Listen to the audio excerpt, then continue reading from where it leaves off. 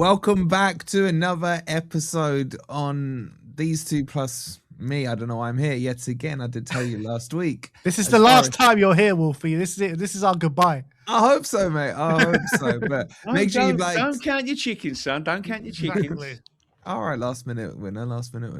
But make sure you like, make sure you subscribe, make sure you're sub to all the channels as well, because there's a lot of positive feedback apart from on me in the comments I've been seeing on the squad. As per usual. Nothing's changed. So, boys, another week goes by, and I'm guessing I'm gonna like preempt the agendas here. You two are gonna say nothing's changed, but we got a win, so we're still in it. Nikki, you're going to say you got a last-minute winner, that you showed a lot of fight. And I'm going to say, why am I here? So, well, thanks for joining us today. It's been a great show, and we'll see you next week.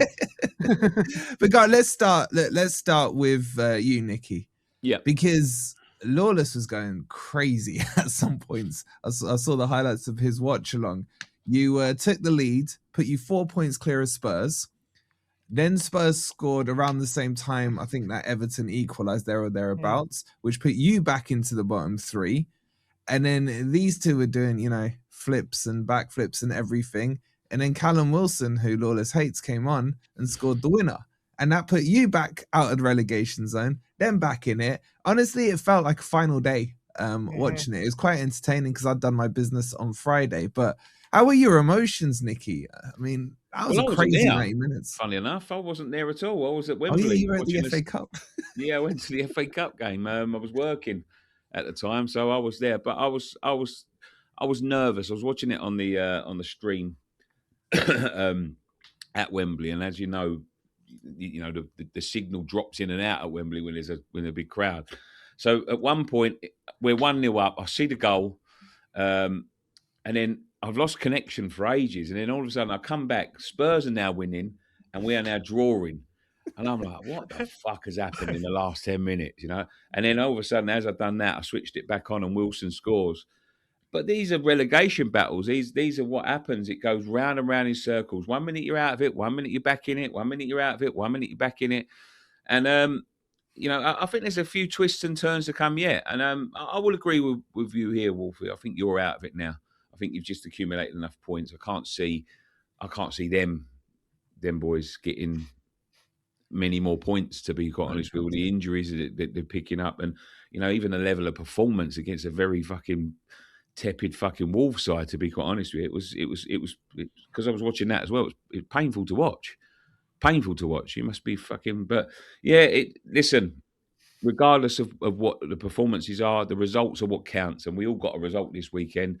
Which, I won't say it's back to square one, because I think you're out of it now, because I don't think there's enough games left for them to catch you. I think we could catch you, but I don't think they will. Yeah, that Forest game proper pissed me off, man. That proper pissed me off. I sat down Friday night, football, Premier League Friday night. All right, let's do it. Sunderland away. Surely Sunderland can get something. I was about to turn it on. And then the baby started crying. Got the notification, 1-0 to Forest. All right, fine. Put the baby to sleep. Why was Sim crying? What was going on? Put the baby to sleep. 1-0 to Forest. I get back, about to put on the game, put it on. I see 4-0 to Forest. I'm like, that's the quickest I've ever turned on and turned off a game ever in my life. I just couldn't believe it. It was crazy. I mean, all three of you said here Forest weren't going to win. I did warn you we would with our form. But yeah, we were near perfect. But you couldn't fucking have preempted that result. Nobody could have preempted that result. 5-0. I didn't want to say it out loud, but yeah, I was fairly confident it was going to be 5-0. But even 4-0 at half time, I was watching your stream, Wolfie. You weren't sure you were going to win. Never sure, Forest, man. I'm never sure, man. Like when the fifth went in, I calmed down a bit, but that was in the 90th. 5-0 in stoppage time. Okay. It's all right. I think we're over the line here. No, honestly, I've seen some crazy Forest games in my time. But no, we played well. The thing is, I'm intrigued to talk about the Spurs side of things, because you boys sat here last week doing your whole hopium copium. Our performance was fantastic. All right, we conceded a last-minute equalizer against Brighton, but the performance was performance. Let's take that into the next 4 or 5 games and see how we go. I agree with Nikki. I watched your game. it felt to me like it was a preseason friendly. There was no drive. There was no, real motivation to go and just throw the kitchen sink at them. And then obviously you got your corner goal. I think Tell was the only one who showed a little bit of drive. Just winning that corner wasn't his to win. And that's what I think's been missing for you guys. And you got that in Tell, and that created the moment that you scored from. But how did you read it? Because clearly the points are more important, but you guys have been talking about the performances, so I can't let that one slide. Fair. I mean, first of all, football's a lot harder when you have to keep to the rules and you're not playing volleyball. I think football's a lot harder when you have to do that. Right, Nikki? Am I right? I would say the performance was terrible. I think everyone watching that game had that feeling of dread. I think you have to understand the pressure on Tottenham going into that game, knowing that this was our most winnable game. We haven't won in 15 games. I don't know if it filtered through to the players or not that West Ham were 1-0 up as well. So knowing that if we hadn't won, West Ham were pulling further away from us, we clearly were not confident in going into this game. I know we had a good game against Brighton, but you got to remember in that Brighton game, we did concede a last-minute goal, and that really set us back. And obviously, even though there was an injection of hope after that game, at the end of the day, the last thing that did happen in that game was us conceding a last-minute equaliser and stopped us winning our first game of 2026 as I lost Wolfie. But there was also always a feeling of one moment in that game, and that could be enough because Wolves were not really offering much. Wolves were not really doing much. And we just needed to find something. And even though we weren't playing well, in a weird way, the way that we won might have been the way we needed to win to show that we can go from now to the end of the season, even if we're not playing well, with the hope that we can scrape, we can scrap, we can get wins over the line, even if the football isn't there, because we're going to need to do that with the injuries that we keep getting. I think even after the game, it was a weird one for Tottenham fans because we won the game 1-0. It was our first win in 2026, and naturally there's going to be a lot of relief. There's going to be a lot of kind of just joy just because we haven't seen our team win in 4 months it is into the first win of 2026. So there's naturally going to be joy there. But even after the game, the fact that West Ham won in the last minute and we've lost Solanke and Javi to injuries, it was kind of like a feeling of we did win, but at what cost? That was kind of like the overriding feeling that we had at the end of the game. But you also can't discount the power of a win, even with the injuries, and that can't be discounted like for nothing, because that win, just getting that off our back, should breed some sort of belief that we're still in this fight, we're not giving up, and we can still win games of football even with those injuries. It was a tough one for me to watch because I'm watching it, and it must have been tough for you to watch because I was sitting there thinking to myself, like, did they not watch the West Ham game? Did they not sit there and study what Wolves done against West Ham? Once that first goal goes in against Wolves, they seem to collapse. And the thing I was so shocked to see from you boys is that the lack of sort of, what's the word?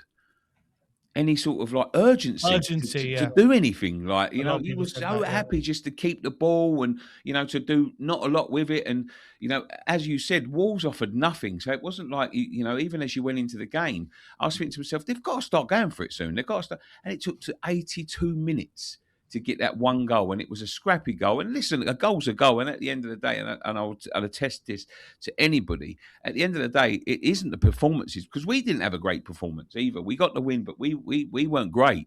It is nervy, but you've got to go for it. It looked like you were scared to lose. But you got to remember, Nicky, you got to look at the players that Spurs have available. We just don't have players that are able to break down opposition defenses. Javi was having a bit of an off game, and he's the one that we kind of look to and lean on. And with him going down injured and Solanke going down injured in the first half, it's just like, who do we actually turn to? Who is going to be that player to take the game to the opposition? And that's going to be the same in our next 4 games as well, because no Javi now for till midway through next season. No Solanke probably. That is I'll tell you what, enemies or not, mate, that's a nasty injury. I've had one of them myself, man. I wish him all the best, because that is a fucking... I've had 3 of them this season alone. Yeah, that's a difficult injury to get past, man. It's horrible. It's mental what is going on at Tottenham with these injuries. It really is. And that's going to be the thing that ultimately sends us down, in my opinion, because I think if we didn't have this massive injury crisis, I don't think we are where we are, even with the manager situation and everything that goes with that. So, look, Saturday was such an up and down emotional ride. I've never actually witnessed a day like that in a relegation battle before. It was just mad to go 1-0 down. You're suddenly 4 points away, and then to level it up back to 2 points, and then then we win. We get the winner, and then it's 2 points, and then Everton score, and we're out the relegation zone. Then West Ham's. It was just nuts. Everything about Saturday was just nuts. But I felt after the game, my initial feeling was, even we've won, I'm dreading relegation more than ever after that win, because of the injuries, and also because West Ham winning. I didn't have West Ham winning. It was a shock that you did beat Everton, in my opinion. So it's going to give West Ham a hell of a lot of confidence going into these last few games as well. So I'm actually more resigned to relegation after the win than I was before. It's disappointing. Wolfie's going to reboot. He's coming back in a second, so we'll talk about a little bit about Forest. But do you just think that because I don't know whether it's just copium, but the amount of fans that are in our streams and stuff that are saying that they're going to be winning the next 4 games and all that. Is it just fucking hope? Because I haven't said. I don't know what they're watching, but delusion, yeah. It is, because if anyone watching the game and who have watched Tottenham over the last few months, no one can sit here and say we're going to win the next 4. Add to that all the injuries, as Ben has explained, that we are getting. Even the players that you would hope could step up in these big moments. Xavi was stepping up against Brighton. Solanke is a guy who is one of our more important players, can score goals. They're now going down with injuries. Our captain has gone down for the rest of the season, and Romero as well in the last few weeks. Since De Zerbi, by the way, has come into this football club, we have had about 7 injuries, and he's only been here 3 weeks. We've lost Romero, we've lost Kudus, we've lost Vicario, we've lost Sarr, we've lost Solanke, we've lost a doggy, and we've lost Xavi. It's insane. It's insane. How is any club supposed to keep up with that? How is any cope with that level of injuries? And that's on top of an already decimated team. An already decimated team. You're adding 7 injuries to a guy who's only just walked into the football club a few weeks ago, expecting to come and fix all the issues that we have. And he's coming up with plans. He's coming up with solutions. And each week, those solutions are getting ripped up and getting ripped away from him, and getting taken away from him. And he's going to have to come up with new solutions. And that all takes time a lot of the time. Sometimes you come up with a solution. Maybe it takes a week or so to get bedded in. And then you start to getting results. But each week, he's having to come up with something new. And it's like anyone looking at that situation, you can't really believe that that's a good enough situation, especially with the form West Ham are on. Obviously, Forest are now getting well clear. And look, even just from a momentum point of view, it doesn't look good for us. And how many more injuries we're going to pick up, because we're going to have to rely on other players now, and we don't have any. We're running out of options very quickly. We have 3 fit forwards now. There's even rumours today that Moani picked up a hamstring injury. Thankfully, that's turned out not to be true. But for an hour or so, it looked like we'd even lost another attacker. So at the moment, we've got Moani, who doesn't look like he wants to be here. We have Tell, who's a young attacker, and we have Richarlison. Those are our 3 fit attackers now left. Who knows if they're going to stay fit? Richarlison's historically injury prone as well. So the whole thing is how are we supposed to cope with this level of injuries? Now, the only thing that did give me a little bit of hope is the fact that we did win, and that is our first win in 2026. We have to see what kind of reaction to that this has. 118 days. 118 days. You've got to realise the mental toll that is going to have on a team, the fact that you went so long without a win, and the pressure that builds. So the relief of that pressure, that will give some sort of positivity. And the fact we did scrap and we did fight for a victory, maybe we can take that sort of mentality. We have been very good from set pieces this season. That is true. I think we're second to Arsenal when it comes to set piece goals. So if we can just keep that kind of defensive solidity we've been showing the last few games, maybe nick a goal or 2 from a set piece, there is maybe still a very, very thin pathway out of this. But if you are looking at this objectively, if you're maybe a guy, let's say you're a guy who's setting up an algorithm or as a statistical specialist, and you're looking at everything on the pitch, all the stats, all the trends, you would say 100% Tottenham are going down, then Tottenham are not making this. But there's maybe that win. The power of a win can be more powerful than people give it credit for. I think winning breeds confidence, and our runs started with a win at QPR at home, a scrappy win. It wasn't easy, you know, against the first division team. And then that's where the run started. We go on and we beat you guys. And then we've just picked up win after win. So but the only thing I would say is there enough left? You know, if we pick up a win this week and you pick up a win this week, we're down to 3. We got Arsenal, and it's going to be a very, very, very fucking difficult day in your studio. Knowing who you fucking want, you know, especially if they're going for the title. That is going to be 90 minutes of hell. That game. You know what I mean? So it's a tough one. But at the end of the day, I think Wolfie attested to it. We're not back to square one because we've got less games, and the games that we've got coming up, we've all got difficult games now. You know, there is no easy game left for anybody. You haven't won at home for fuck knows how long. I think it's 2 all season. We've got Brentford away, who's tough. Then we've got a team chasing the title, and you've got Leeds, who, you know, that I'm sure they'd love to stick the dagger in both of us because we both got them. So it's not going to be fucking easy from here on. And I think that the emotional roller coaster that we both felt on Saturday, I think it's going to come again and again and again and again. To be honest with you, it's not over. But statistically, I think it was Opta. Wolfie's going to come back in a second. We'll talk about Forest, but statistically, I think Opta's giving you 54% and us 35%. I think that's low. I think that's low as well. I think it's low, but that's what statistically they've got. What I would say, I think if we can keep ground with you this weekend, match your result. We go to Villa, which is obviously a really hard game. However, they are sandwiched in between European semi-finals, so you don't know what kind of impact that can have. You're away to Brentford, you're at home to Brentford? We're away. Yeah, and I saw Brentford last night against United. They look good. Yeah, they look good.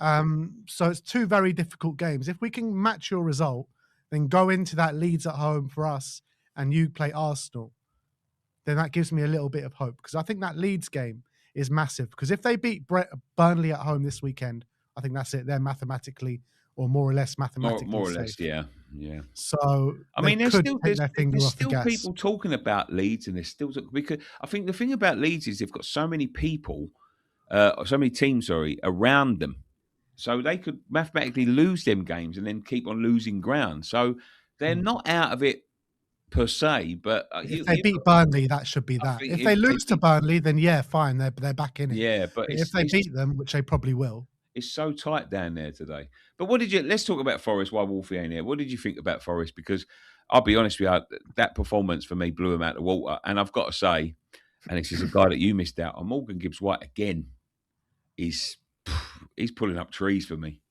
It was one of those games I was watching. It was one of those games, though. Like, I thought, obviously, Forest played well. Don't get me wrong, and credit to them. But it was one of those games where everything they hit went in. Yeah. I think they had 5 shots on target, 5 goals. And Sunderland were just making so many uncharacteristic mistakes out the back, and it's just everything went right for Nottingham Forest on the day. That's the reality. Don't take away from their performance, because they were brilliant. Wolfie, we're talking about Forest, mate. He's calling. I don't know why he's calling. Wolfie? Mate, I can't even get signal. You can't get signal. Everything's on. I think Wolfie's just dipped. Wolfie's like, I'm not in this conversation. I think it's exactly what Forest are doing. They want to leave the relegation scrap now. I think they're out of it. But yeah, I agree. But it was like one of them 1-0, 2-0, 3-0, 4-0, and I was thinking, Jesus Christ, what is going on here? And now how many unbeaten? So they're 3, and they've won 3 of their last 5. They're 5 unbeaten. They're picking up points at an incredible rate, and as well, considering they've got the Europa League coming up, they needed these wins as well right now to take the pressure off them going into the fight, so they can have a bit of focus on that Europa League. So everything's definitely going in their favour. It's going to be interesting to see how these Europa League games against Villa do affect them. But the reality is, now they've given themselves a decent buffer. You can't see them not picking up any points between now and the end of the season, albeit you can maybe argue they have the toughest games. But the thing is, right, if Spurs and West Ham somehow do win this weekend, we both play before Nottingham Forest. Yeah. So that means the gap will be very short whilst Nottingham Forest kick off. Table. They play away at Chelsea, and you never know what kind of... I mean, Chelsea were... they didn't put the best performance in the semi-final, but they got the job done. Yeah. So it's not a give-me game anymore. Let's have a quick look at the table. The thing is, right, let's have a look at Villa first, because we've got Villa, you've got Villa, we've got Brentford. Yeah. Brentford are still up there within the chance of Europe, right? So they're one win away from getting into Europe.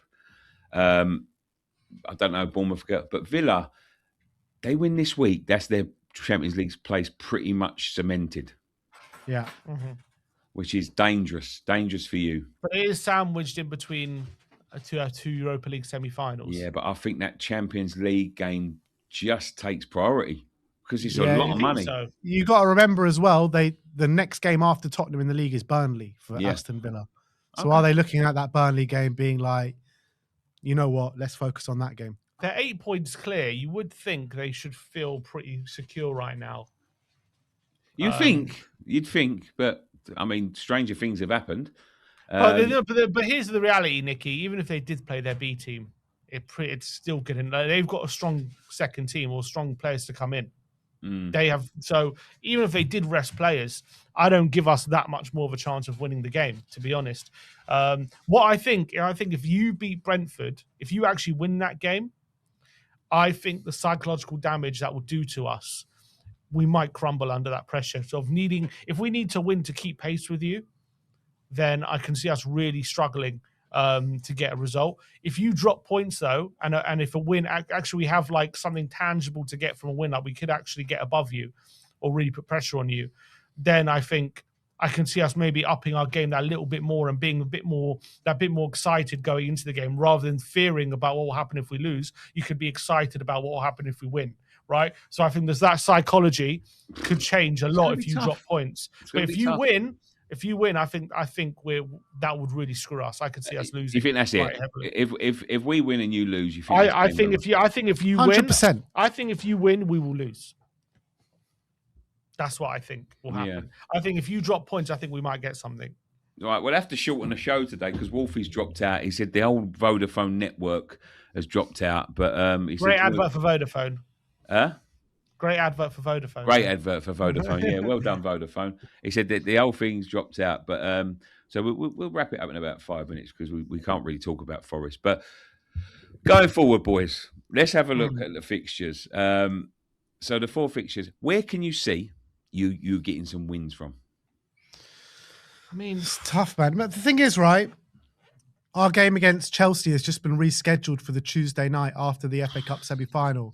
So that is 3 days after Chelsea play the FA Cup semi-final. So what kind of final? What kind of state are Chelsea going to be in? I don't know.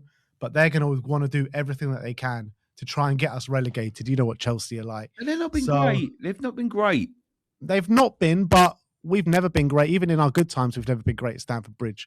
It's always one of those grounds and we just can never, ever get wins. So I can't see us winning there, even with the gap between the final.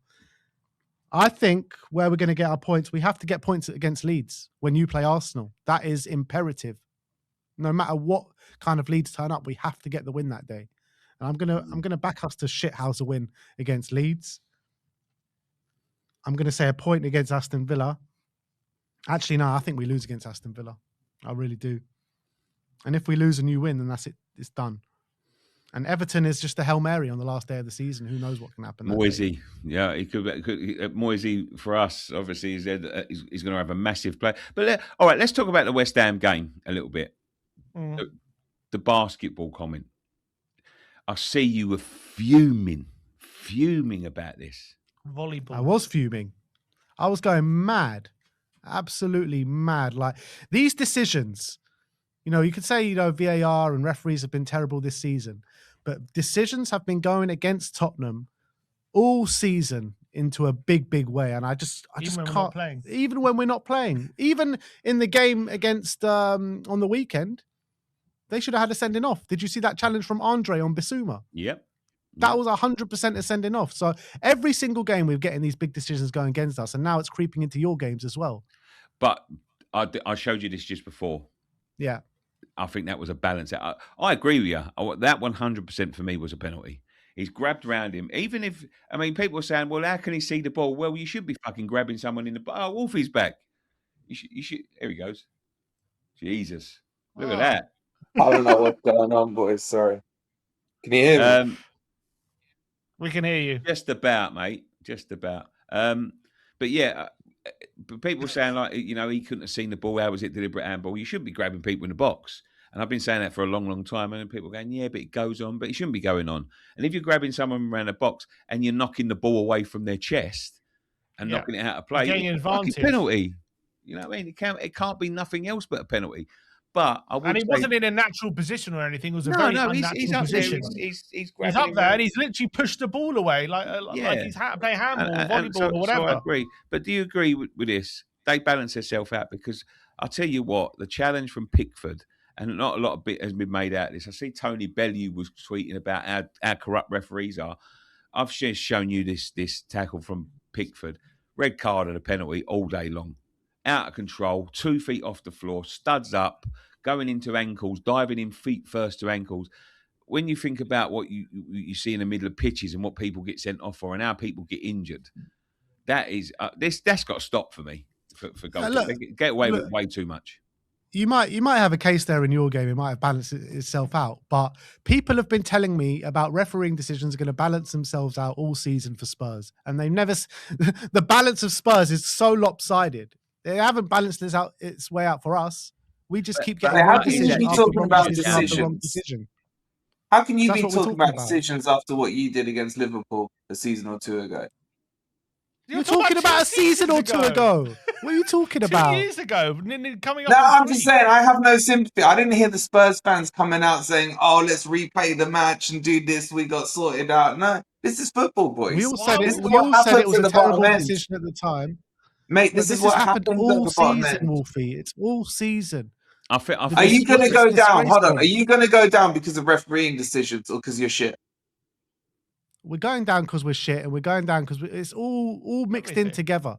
All mixed in Injuries, together. Welcome to a relegation fight, boys. Welcome to a relegation fight. This is Where's the decisions against you every week? Where's the decisions against you every week? Look at that damn you want me to put out the catalogue? Like, seriously, bullshit. Nicky, we got to educate these guys, man. Me and Nicky could sit here, game in, game out. We'd end up with too much content having to talk about decisions that go against us. This is what happens. You just suck it up, you get on with it. Score an extra goal. Make sure you got a bigger margin against your opponent. Well, we did on the weekend and we won. We did on the weekend and we won. But every single week, there's massive decisions against us. Massive. The last VAR decision I've really questioned and I was really annoyed about, Wolfie, funny enough, was the one against Forest. The one where the keeper punched someone in the face. And that was ridiculous. Yeah, that was assault. Yeah. And it was soft. Because it was the ball was there to be won. He can't. How can he fucking stop himself from fucking when he's already like that after the ball's been headed away when he didn't know that someone? I thought that was soft, and then I was whinging and moaning about it. And then I thought, do you know what? What's the point? What's the point in whinging and moaning about it? At the end of the day, you've lost, and the decision hasn't been given. You just got to get on with it. I do understand where you're coming from, but you know, it's easy to. I think it's easier to look at that when you're at the bottom. Because if that penalty gets given, right, but you had already beat us at White Hart Lane, it doesn't fucking matter. Do you know what I mean? At the end of the day, it doesn't matter. So it's the results that make you look at it and go, "Oh, this is." At the end of it, could have been 3-1 West Ham. When we're playing with such fine margins at the bottom as we are, these things are always going to be hyper focused on, aren't they? That's the reality, I think. And so the importance gets heightened. That's what. Yeah, what's you're going absolutely on. right about that. It's true, but like in this day and age, when there's cameras everywhere and you got VAR, how are they coming to a wrong decision? More like every single week, these massive decisions are going against us, and they're so wrong. And VAR is literally watching it time and time again and saying, "Now you're right." But go back to what Wolfie was saying there 2 years ago. It was going for you. One decision went for us. Yeah, that one decision. That was one hell of a decision. Yeah, it was. It was probably the worst one of the lot. Not gonna lie. You should have had a red card against us, if I remember. Was it last season? It might have been last season where Maddison punched Yates or something at White Hart Lane. Maddison never punched. You're just making things up. I'm not. But we won the game. It's like, despite you getting the refereeing decisions, we still went on and won the game. Or did we? I can't remember. But there was an incident with Yates and Maddison where he should have been sent off. I didn't hear you lot crying about that one. It's just football, boys. You've been in the game long enough. This is how it works. You'll never like the decision. We don't like And- it, lad, down here. This is not where we should be. This is not not our how you- natural habitat, Exactly. people. You was This here This is not last our year, natural boys. habitat. You was here last year. Don't worry Not about like it. this. You was Not like here this, last guys. year. Not like like this. this. Nicky, that was an anomaly. All telling me last year that it's an unnatural position. It'll never happen again. Anomaly. You were 17th last year. At the moment, you're fucking 18th. So yeah, they're right. It wouldn't happen again. You fucking finished lower. Nicky, you know what's funny? Last year we won the Europa League, mate. Yeah, Nicky, you know what's funny? We won the Conference League. It don't mean shit. We're still in the same position. Nicky, what's funny is I remember I was doing a stream with the boys towards the start of the season, and I said to them, "You guys should be happy with finishing 16th. That would be progress for you." The offense they took, the offense their comments took, and everything. Right now, would you take the 16th I offered you at the start of the season and see it as You know progress? Mate, I'll take 17th right now. You know what? Those 10 minutes we were 16th when we were beating Brighton. Oh, they were glorious. Bliss. Absolute bliss. Take me back. Take me back. All right, let me put this out there as well, right? How pissed off are you going to be if you lot go down and they win? Forest win the Europa League. That's not going to happen. They're going out to Villa. Fuck, mate. Tell you right. I'm telling you Ain't now. gonna happen, When I mate. see them go Ain't to gonna Sunderland, happen. smacking them 5-0, Aston Villa don't look too much of a fucking uphill yeah, struggle, but to the be honest. result flattered them. It flattered them, the 5-0. Flattered them. Did the Fulham result flatter Villa? Probably. I'm just saying, Nicky, this scenario is playing itself out just how Marinakis wanted it. He stopped them getting Gibbs White. He's going to relegate them and take their trophy. And then I think Marinakis himself. And he picked up their manager. Wolfie, you've been begging for Gibbs White to leave all season. And he picked up their manager and had a little Yeah, look you and have. thought, is he good enough? Nah, I don't fancy him. He can go on a scrap heap as well. And he he was even the one offered that won them you the Sean trophy. Dyche. He even offered them Sean Dyche. And Sean Dyche rejected Jesus. him.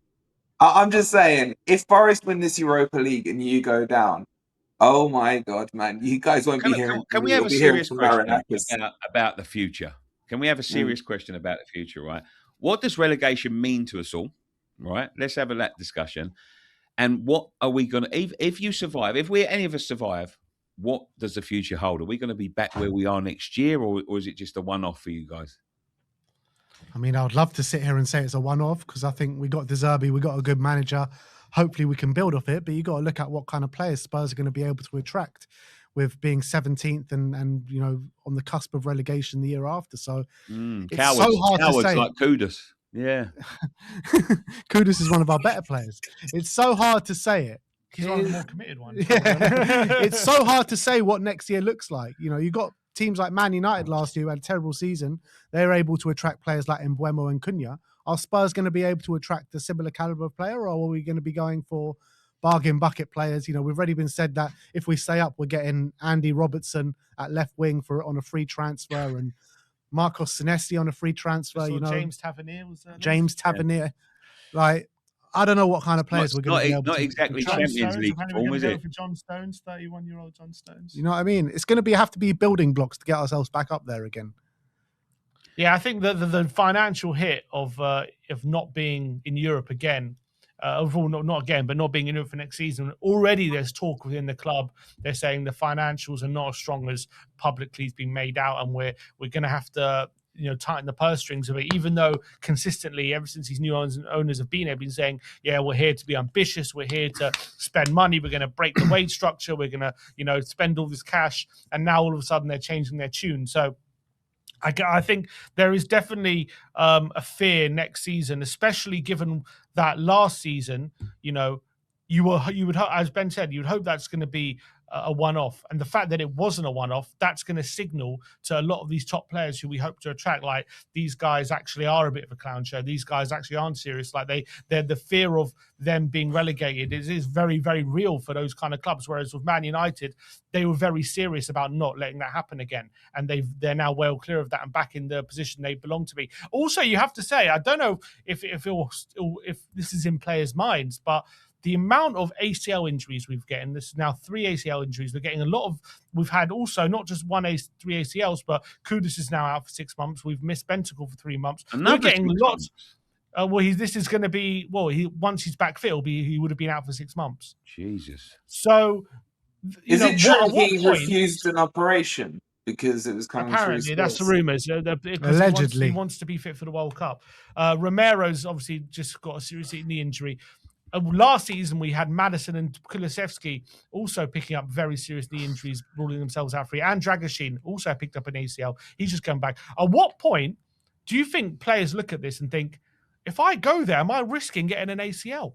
We've had 6 in 2 years. At what point do players actually put that into the equation when joining a club that they don't seem to know how to handle knee injuries? Or a lot of people who go there seem to get serious knee injuries. There's a lot of talk about don't give them more ammo, man. Don't give them When he more put ammo. the magic sponge on Javi Simmons' knee, I was like, oh, there's a lot of conspiracies, by the way, about our retractable pitch, whether that's causing knee injuries because of the thin soil. You were away from home. How can you blame the pitch? You were away. It wasn't your pitch. I don't know. I'm just saying a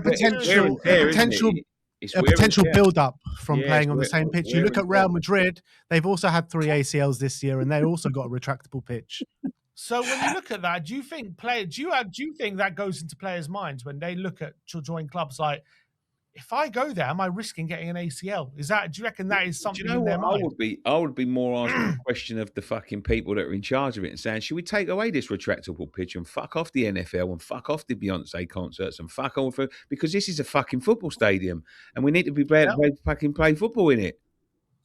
Yeah. I agree, but I'm just saying, when we're looking at potential signings, do you reckon those players look at that situation and think, if I go there, am I going to get an ACL and miss another year of my career? If I was a signing, I would be sending specialists in there to go and have a look at that pitch and go and have a look at that fucking training ground and go and have a look at that medical team and see what the fuck's going on. That's what I would be saying. I think you're looking at it too deep. Up there. I think you're looking at it too deeply, Nicky. Sorry? If I was there at camp, I'd just be saying, go look at the table. And that would deter me from joining Spurs. I understand. Look, I mean, yeah, you've got to say, like, traditionally they're not in this position, but the fact that they found themselves in this position, the fact that they've had so many injuries, I would be going in there and saying, what the fuck's going on? You know what I mean? Because they are a big enough club to attract big players. They've got big players there now. Big money players that are there now. Whether Nicky, they fucking want to play. Nicky, sorry to interrupt. You say that. What is the last major signing that Spurs signed that every other big club or a couple of the big 6? Last summer, we even signed Kudus from West Ham. We signed Javi Simmons. Who else was in for Kudus? Javi Simmons is the one, I would say. Javi Simmons is there. Kudus, I would say. Javi Simmons wanted Chelsea. Chelsea didn't want him. Don't try the Javi Simmons. Okay, but no. But they were after him for the whole summer. They were after him. They didn't want him. If Chelsea had come in for Javi Simmons, even while he was in his medical, he would have joined them. Let's be real here. You guys know that Chelsea didn't go on. They couldn't make the financials work. Doesn't matter. I can't think of the last player you signed. It's irrelevant. Wolfie, it's irrelevant. The guy Javi Simmons, he's a Dutch international. He was going to go to the World Cup. He's not a bad player. I've got. I'm not saying that. You're missing my point. When was the last time you beat a Big 6 team for a major signing? We don't beat Big 6 teams to signings. We don't, because we don't pay the money. Point. You're not that club. You're not that club. I agree with you. Gibbs White would have went there if he hadn't stepped in. Yeah. Nah. Eze was close. Eze was close. Gibbs White accepted Tottenham's offer. Problem is, Marinakis didn't. He wanted to leave your shithole. He wanted to come to the Europa League champions. He wasn't risking his life and threatening. I was touched a nerve here with the Gibbs White stuff, man. Just touched, especially as he's banging in goals left, right, and centre right now. Oh, boys. Okay, all right. Let's answer this question then, because I think obviously this is my answer to the question that I asked. I don't think I think next season will be much the same. I think there'll be more players going unless we can find a couple of superstars within our ranks. I can see it being dwindled down because I think we're sat in. I've heard some rumours today. I won't mention them. I'll mention it off air. But I've heard some rumours today that something massive's happening at the end of today. So, today, wow. Yeah, end huge. Of today, huge. Yeah, wow. But unless something drastically changes, I think we'll be exactly where we are next year. And I've got to say this as well, and I'm going to ask this to both of you. I don't think you have to answer it too much, Wolfie. I mean, you're just sitting here as a wind-up merchant at this point. But Who's better off equipped to come back up? I think you have got a massive rebuild. I think I would say we are, just because we do have a lot of talent potentially in our youth system that they're doing wonders out on loan at the moment. So if we can integrate them, we have in terms of the players who we can keep, I think are going to be good enough for good enough for the championship. And I think players will, even if we're looking to target good quality championship players, I think they're going to look at Tottenham thinking that's a pathway to the Premier League. Maybe I wouldn't have otherwise had. So I think we'll be better equipped, and also De Zerbi as well. I think De Zerbi's going to smash the championship. You look at what Kompany did in the championship.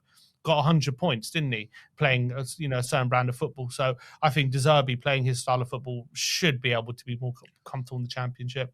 But you don't know. You won't know this. We know this. People come to you as that club and they think, "Fuck this! Like, I'm going to stick the fucking boot in here. If I want to make my fucking name, these are the fucking boys I've got to beat. They're going to go big at a 2,000-seater stadium. It's like playing a cup final. We had that problem. And you had that problem, but you came straight back up, didn't you? No, but we had that problem and we didn't come up. Took them 20 years to come up. Didn't West Ham come back straight away, or was it one season? The second time we did, but the first time we didn't. It took us 2. It was a couple of years. Yeah, but you lost in the playoff final, didn't you? We lost in the playoff final, and then we scraped the playoff final again. If you lose that, well, I think the 3 times we've had the opportunity to come up has been playoff finals. We haven't won the league because people come to your ground and they fucking and the playoffs have. I'll tell you what, the playoffs are nothing to be fucking. They're nothing. They're extended next season as well. I think it's going down to 8th place, isn't it? They're nothing to sniff at, mate. They're fucking. They're tough. They're horrible. You think you ain't got the bollocks right now? Get into a fucking playoff, fucking semi-final, then you'll know what fucking suffering is all about. I mean, we didn't get to the final in most of our playoffs. We would fuck up in the 2-leggers. It's not easy. It's not easy. And I kind of hear what you guys are saying, but I think I agree more so with Nicky. It won't surprise you. I think you're going to be everyone's cup final, assuming you do go down. 100%. My problem is I don't know how you appease your fan base, because if you're being linked with players from Hull City and the next talent coming out of Preston North End and what have you, I think that's too big a pill for the pride of your fan base to swallow. They're still going to want to hear names that they've recognised. I do think that's a pill that some people need to fucking hear, though, because you look at these big name signings, and we've had them, and they don't work out all the time. These big name signings. Look at what we signed, right? So we signed the likes of Kudus, who was really highly touted around Europe as one of the best. Didn't work out for us really towards the end. Paquetá, who was really highly touted around Europe, could have went to anywhere. He came to us. In the end, we couldn't wait to get rid of him. Best player come from Hull City. It was Bowen. I think you need to sort of like swallow that pill sometimes and think to yourself, like, sometimes it's better the devil you know than the devil you don't. I think, to be honest, I think there's an appetite for that at Tottenham right now. If we do go down, no one's talking about if we go down, we're still going to make big signings. We know we're not. We're aware of that. In fact, most people, one of the reasons people could stomach maybe going down is the fact that maybe some of our younger youth players will be integrated, and people are excited about the prospect of that at the very least. So I don't think people are going down expecting big signings. Obviously, in terms of your overall question, how do we satiate the fans going down? We're going to go down, we're going to get relegated, and there's going to be no satiating the fans. There's going to be no one's going to be happy with that situation. No one's going to be jumping for joy or enjoying being down there. We're just going to have to tolerate it, I guess, for a year. But I don't think the fans are going to be. There's no like getting the fans on side after going down. Like, they're going to be angry. There'll be protests, and there'll be. Yeah, there's no going to be happiness there. Do you trust your hierarchy to get the right players in? No. You could have said, "Do you trust your hierarchy?" and said anything after that. I would have said no. No, I don't trust mine either. If you want to ask that question, I would not trust. Well, I trust mine with my life at the moment, mate. So, like, Yeah, There sometimes is a you lot have to be said about the academy Yeah, players. your life's though. depending on it. That's fine. Yeah. There is a lot to say about the academy You're players. opposing, mate. Exactly. So we've got a lot of talent. Mikey Moore's doing really well. He's up a young player in the SPL this season. We got Vuskovic, whether he plays for us in the Championship or not, who knows. Will Lancashire's doing so well in the Championship this season. We've got players that can come in. 12 goals in the Championship. We've got You got players that Xavi can on come in and 200 grand a actually week. make a name for themselves for Tottenham and they actually care about Tottenham because they're Tottenham boys, academy players. Well, boys, let's not look too We've got far some great ahead. talent. Let's not look too far ahead. Let's look at this weekend because there's interesting games coming up. Mhm. Who's playing first this week? I think we're last. We got Chelsea on Monday. It's We- West Yeah. Ham, then Spurs, and then Forest. Yeah. Bloody hell, Sim, you've memorised stuff. You got it all locked down, Sim. I need So to know West Ham. everything. You're up first, Nicky. West How you Ham. feeling about West this weekend? It's Brentford, Yeah, isn't it? 3 o'clock Saturday, mate. We go to Brentford away. What do you think? You don't have the greatest record against Brentford, just thinking off my poor memory. No. Really. I think we'll win again. You win. I think we'll win. I do. Well, I don't know whether it's a little bit copism or I'm just hoping rather than going with my head. But I think we'll win again. I think we're on a good run. I think we're going to get it over the line. How do you boys see it? My gut is telling me that West Ham are going to win. My head is telling me that it'll be a 2-2 draw and West Ham aren't going to be good enough. But I've just got this feeling in my gut that West Ham are going to do it somehow and they are going to win. And if they do win, I think we're in serious trouble. And I think that could be the killer blow if West Ham win again this weekend. But I'm going to go with my head instead of my gut. I'm going to go with a 2-2 draw. And I think Brentford are the draw specialists. They were quite impressive last night. They've been impressive this season. So I don't think it's going to be easy by any stretch. And I do think if West Ham win, it'll be one of those wins where you're not the better team and it's against the run of play and you just somehow win. But I do think Brentford will probably be the better team on the day. But I think it will be a 2-2 draw. Yeah, for me, if it was at the London Stadium, I think I would have gone for a West Ham win. But I've actually seen the last 2 West Ham away games, and I don't think they've been impressive at all. Away at Crystal Palace and away at Aston Villa, I think it's 2 of your poorest performances in the last month or so. So that gives me a little bit of hope. Again, last night, Brentford put in a good display and should have taken more from the game against Manchester United.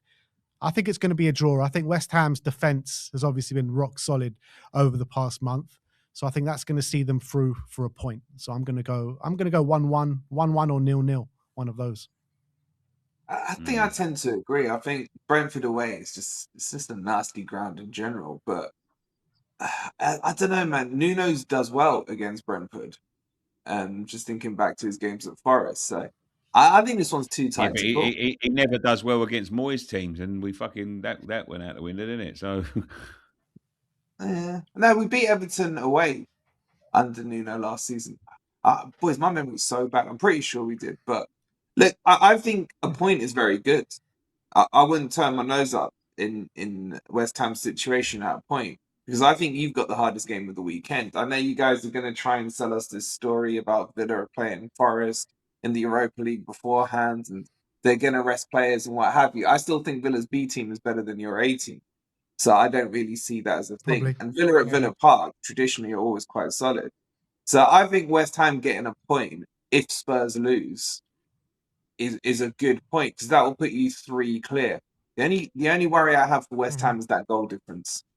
That goal difference is starting to worry me a little because if at any stage Spurs can get level, that's going to become a major issue. So I think you draw, Nicky. I think Spurs will lose. And then what will happen to Spurs is it's not going to be 3 games left. You've got 2 games left because you could put yourselves at risk going into the final day of the season, 4 points adrift already relegated. That's the problem you've got. You haven't got 4 games to save this. You've got 3 games to save this. Agreed. I think as well, when you look at the future fixtures, Villa, I don't think you beat Villa. Leeds, I think they're gonna beat you because they've got. always thinking maybe, if they've got the FA Cup final, they may take their eye off the ball a little bit. But they're going to, they need a win to secure. I don't know even if they win this week, it's still not mathematically. So I think I can't see you beating Chelsea and I can't see you beating Everton. I just don't know where you're getting your points from. If Leeds win this weekend, they'll be on 43 points. They ain't going down on 43. But if you do, then they're still, 6 points, yeah. It's still 6 points. So with 9 to play for. Yeah, if you put that scenario out, I don't know when you play Leeds, but if the gap is 6, have you got Leeds last day or not? No, next week. After Villa. West Ham. Nicky's right. Yeah. Nicky's right. There could be a scenario where you face Leeds with a 6-point gap. If you beat him, you've dragged them in down to 3 points. So I think Nicky's making a valid point there. Even if they beat Burnley, but I don't think that will be the case though, because Spurs probably won't win this weekend. West Ham might not win this weekend. So if Leeds go and beat Burnley at home, then that extends the gap further than 6. Yeah. But if that happens, boy, are you guys in trouble. Like, if you don't win this weekend, you've automatically put Forest and Leeds safe by that. Pretty much. That's true. I know it's not mathematical. But also, you got to look at it like this. Like, if Spurs can match West Ham's result this weekend, then we go into that Leeds game. Let's assume they win, and they're basically safe. They're basically safe on 43. We play Leeds at home. They could potentially take their foot off the gas in that game, and they play Arsenal. So that's a big opportunity. Yeah, you know what? I'm actually agreeing with you on that. This week, I know we say it every week. This weekend's a huge weekend. It's a huge weekend. They're all huge weekends. If Spurs lose ground this weekend, I think it's done. Yeah, if you lose ground, if the gap becomes 4, you've got 2 games to save yourself, or you're automatically relegated. I don't think 3's enough to for peace. It's still well within. Yeah, as long as there's 1 game in it. As long as there's 1 game in it, I don't think you can say it's over. But as soon as there's more than 1, then I think you're in trouble. If we're doing Spurs predictions, I think my head is telling me we're probably going to lose 1-0, and Villa are going to rest players. They're going to score early. We're not going to be good enough to overcome it, and we're going to huff and puff without really doing much. Villa are going to sit back and just not really do much because they've got a semi-final to concentrate on, and it'll be a limp 1-0 loss. I've also got a part of me that feels like maybe we'll get an early goal and we'll just try and hang on to it, and then we'll succumb late on to pressure and we'll draw 1-1. Maybe that could be a possibility. Tim, who would score your goal? An own goal. Own goal. So I'm going to go João Palhinha, some set piece merchant. I'm going to go 1-0. I'm going to say 1-0. So we're going to somehow scrape a draw there. I'm going to go for the same, man. I do think it's significant that they've got their game in between the 2 European semi-finals. Whatever you say, Wolfie, I think even if they drop off a little bit, that's just something we need, because we can't play a fully flying Villa side at Villa Park. We're definitely going to lose. Will they drop off enough is the question. That's also a big question. Like, I agree that their second team is better than our team right now, for sure. But this game has got to mean so much more for Spurs, and we've got to turn up. We've got to find something. I think defensively we've been all right since De Zerbi has come in, so I'm going to lean on that, and hopefully we can just find some sort of set piece somewhere, because we ain't scoring anywhere else. Yeah, And what about Forest? Let's get your prediction first, Paul. Well, I was just going to say, on the Spurs one, I think you probably lose. I don't think it'll be a big one. Like you say, even if Forest slap Villa up 3 or 4-0, which I can't see, Villa, and they don't rotate, their players will still be carrying a bit of tiredness from that game. So I think you probably lose, but tightly, 1-0, something like that. A proper kind of Villa Park performance. With Forest against Chelsea, I honestly think it depends what happens to your games. I look at this and think it's actually probably beneficial to us that we're playing on Monday, because we can see how the land lies. If you guys have both shit the bed and lost, we can rest our players against Chelsea. I don't know if Pereira will do that, but that would be my logical thinking on it. We haven't lost at Stamford Bridge since we've been back.